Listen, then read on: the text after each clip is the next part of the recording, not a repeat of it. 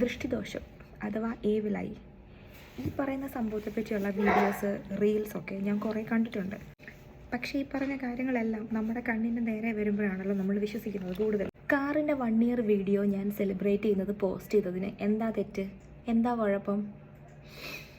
Video, short, song, slow motion ഇതിൽ എല്ലാവരും celebrate ചെയ്തു.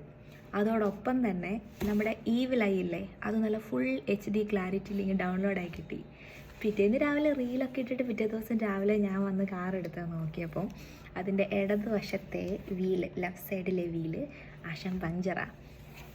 അത് ഞാൻ നോട്ടിഫിക്കേഷൻ കണ്ടു. പക്ഷേ വണ്ടികളെപ്പറ്റി ഓവർ ധാരണയുള്ളത് കൊണ്ട് തന്നെ ഈ വണ്ടി പഞ്ചറാണെന്നുള്ളത് എനിക്ക് മനസ്സിലാക്കാൻ പറ്റിയില്ല.